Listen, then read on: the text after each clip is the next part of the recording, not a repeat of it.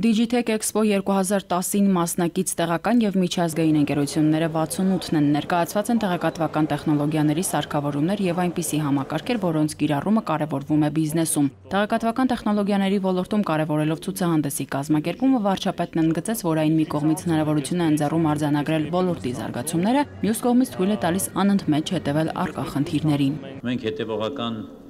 ուշադրության կենտրոնում ենք պահում ընդհանրապես տեղեկատվական տեխնոլոգիաների զարգացման ոլորտը եւ առավելապես ուշադրություն ենք դարձնում Digitech-ի ամենամյա այս հանդիպումներին։ Սա բացառիկ հնարավորություն է բոլոր պրոֆեսիոնալ մասնակիցների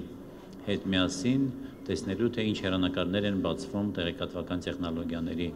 ոլորտի առջև։ Տիգրան Սարգսյանը նախ ծանոթացավ Vivatel MTS ընկերության տաղավարին, ուր ներկայացված են հեռահաղորդակցության ոլորտի նորարարությունները։ HSPA 3G համակարգից անցումը 4G համակարգին։ 100 անգամ հզորությունը ուժեղան։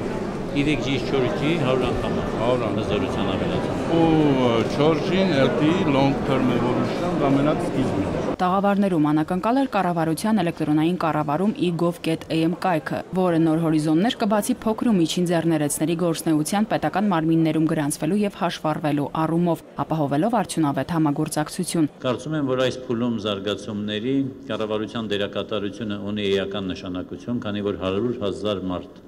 դառնում է մասնակիցը այս գործընթացի։ Ժամկետները իհապես կկրճատվեն գրանցման հաշվառման, Խորում էլեկտրոնային եղանակով հաշվառումը կամ գրանցումը կտևի ընդամենը 1 օր,